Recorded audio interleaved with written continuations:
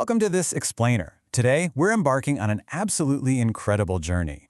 We are going to uncover exactly how a single nation managed to survive millennia of warring empires, dramatic cultural shifts, and intense global pressures, all to forge a fiercely independent identity. Let's dive right into the rich 40,000-year history of Thailand. So, think about this for a second. How did one nation manage to survive centuries of aggressive Western colonialism and warring neighbors, emerging as the uniquely independent heartbeat of Southeast Asia? It's a fascinating question, mostly because Thailand's story isn't just about mere survival. It is about an unparalleled ability to synthesize external influences while maintaining absolute resilience. From ancient cave dwellers to highly dynamic modern political movements, the Thai identity has constantly evolved without ever breaking. To wrap our heads around 40,000 years of complex history, here is our game plan. We'll start with the foundations of the Thai nation, move into Ayutthaya's rise and fall, cover the rebirth and modern reforms, explore the modern political landscape, and finally look at culture, economy, and society. All right, kicking things off with Part 1, Foundations of the Thai Nation, from Paleolithic caves to the very first Thai state. Let's wind the clock way, way back. Over 40,000 years ago, descendants of the first human migrations out of Africa were actually settling in limestone caves across what is now Thailand.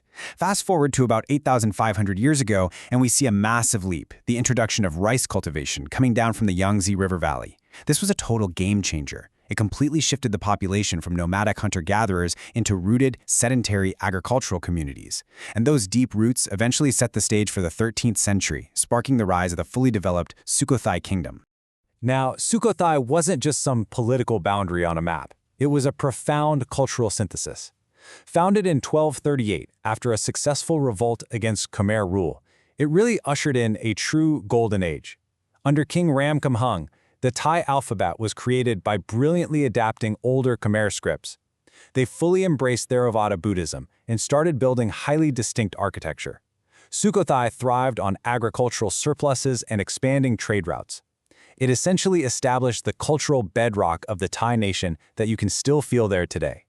Moving into Part 2, Ayutthaya's rise and fall.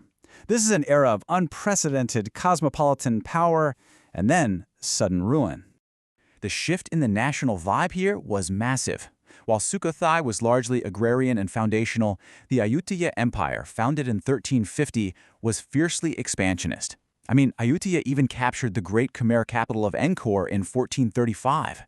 Located perfectly at the convergence of major rivers, Ayutthaya exploded into one of the largest, most sophisticated, and most cosmopolitan cities in the entire world. It became a massive global trade hub, pulling in Portuguese, Spanish, Dutch, and French merchants.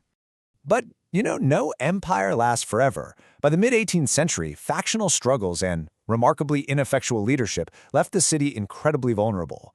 Under complacent leaders, famously characterized by the so-called indifferent prince, Burmese forces laid siege and completely sacked Ayutthaya in 1767. It was an absolute catastrophe. The historical sources are genuinely haunting, describing how forests overgrew the deserted streets and ghosts and vapors wandered where no one dared approach in broad daylight. A once great metropolis was completely reduced to rubble, leaving a deeply traumatic cultural scar on the Thai psyche. Which brings us to Part 3, Rebirth and Modern Reforms. This is all about navigating the incredibly dangerous waters of colonialism through sheer modernization. To pull the nation back from the absolute brink of total collapse, Thai leaders had to pivot, and pivot fast. First, the ambitious General Thaksin miraculously repelled the Burmese and set up a new capital in Thonburi. Then, in 1782, King Rama I founded the Chakri dynasty and strategically moved the capital across the river to a highly defensible, swampy area. You might know it as Bangkok.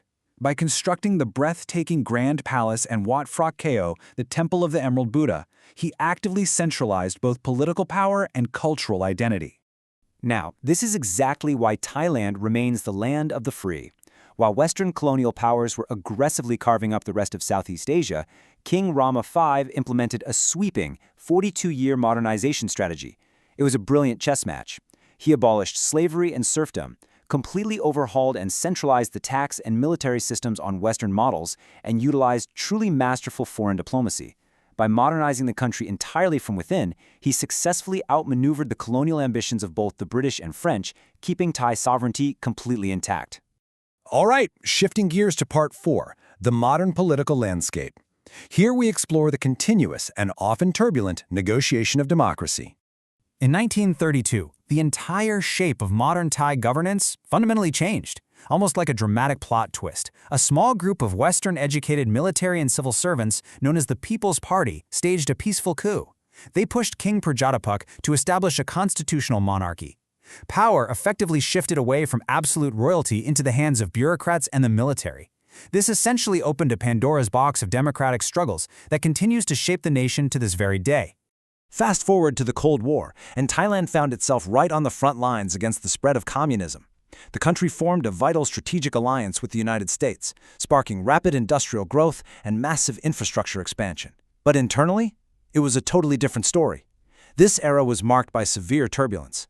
Under stringent military dictatorships, like that of General Sarit Thanarad, the regime focused heavily on maintaining order, suppressing communist insurgencies through severe political repression and often violent crackdowns against student and leftist protests.